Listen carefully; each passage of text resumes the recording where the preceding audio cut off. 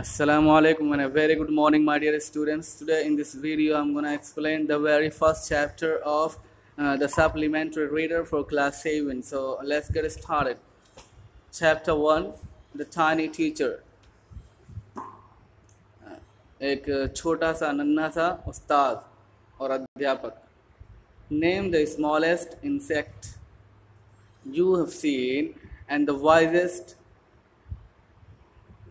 सबसे छोटे उस कीड़े का नाम बताओ जो तुमने देखा है. एंड द वाइजेस्ट, और जो सबसे ज़्यादा बुद्धिमान हो. इज़ इट द फ्लाई, क्या ये मक्खी है? नो इट इज़न्ट, नहीं ये नहीं है. इज़ इट द मॉस्कीटो, क्या ये मच्छर है? नो नॉट द मॉस्कीटो, नहीं मच्छर भी नहीं है. Then it must be the worm, फिर तो ये कोई कीड़ा होगा. नो नन ऑफ दीज, नहीं इनमें से कोई भी नहीं है. इट इज़ द एंट, ये चींटी है. द कॉमनेस्ट, जो सबसे कॉमन है, हर जगह रहती है. द स्मॉलेस्ट, जो सबसे छोटी है. बट द वाइजेस्ट इंसेक्ट, लेकिन सबसे ज़्यादा बुद्धिमान कीड़ा है. The story of an ant's life sounds almost untrue.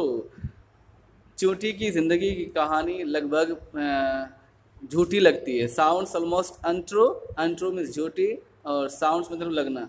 So almost झूठी लगती है. But people have kept ants as pets. लेकिन लोगों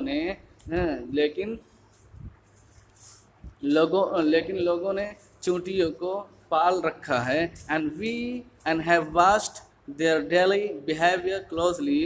और उनके रोज़ाना के करतूत को बहुत करीब से देखा है. So we know a number of facts about this tiny, hard-working and intelligent creature. इसलिए हम इस मेहनती, दिमागदार मखलूक और छोटी सी मखलूक के बारे में बहुत सारी हकीकतें जानते हैं, रियलिटी जानते हैं.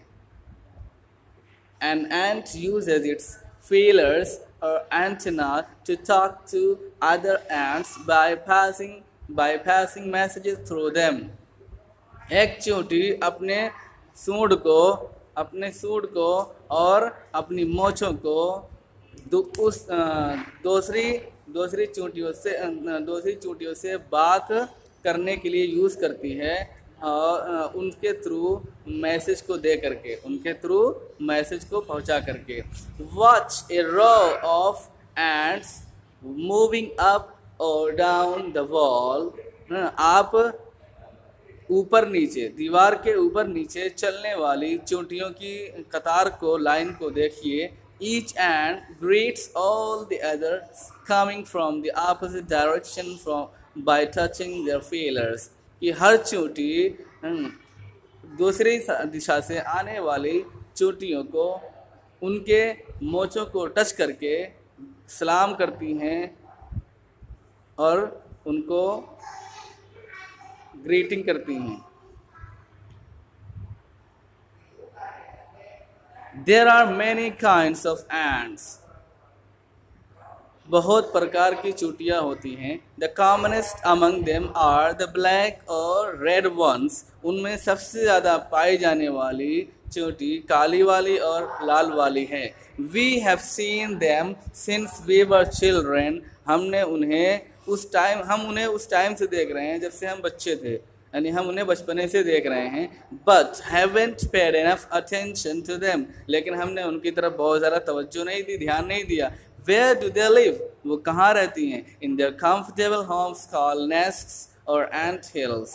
वो अपने बहुत ही आरामदेह घरों में, जिसको घोंसला या चींटी का घर कहा जाता है, ईच के अंदर रहती हैं. वो अपने आरामदेह घरों में रहती हैं, जिसे घोंसला या चींटी का घर कहा जाता है. Each has hundreds of little rooms and passages. In some of these rooms, the queen and lays eggs. हर चींटी हर घर में सैकड़ों छोटे छोटे रास्ते और कमरे होते हैं, और इन्हीं में से किसी एक कमरे में रानी चींटी अपने अंडे देती है. Others are nurseries. कुछ कमरे for the young ones called grubs, grub नाम के छोटे बच्चों के लिए नर्सरी के रूम हैं, नर्सरी वाले रूम हैं।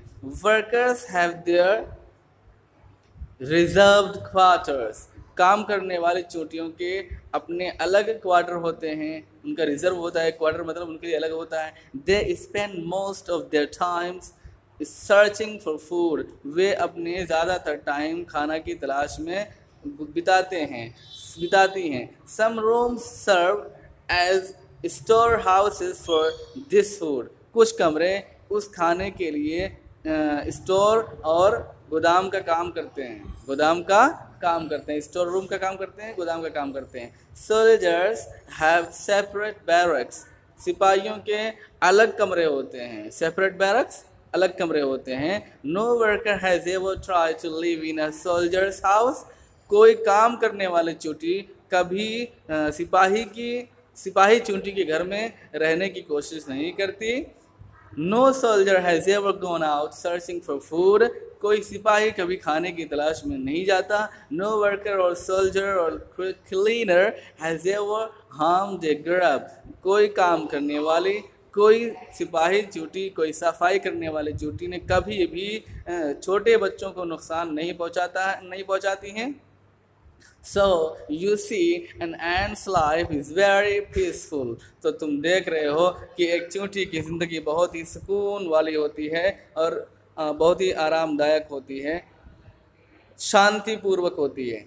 Each does its share of work intelligently and bravely and never fights with other members of the group, हर चींटी अपने हिस्से का काम बहुत ही सूझबूझ के साथ और बड़ी बहादुरी के साथ करती हैं और कभी भी दूसरे ग्रुप के मेंबर से लड़ाई नहीं करती हैं। So okay students, this was the explanation of the very first part of the very first chapter of supplementary reader for class 7, The Alien Hen. I hope you got it, enjoyed it.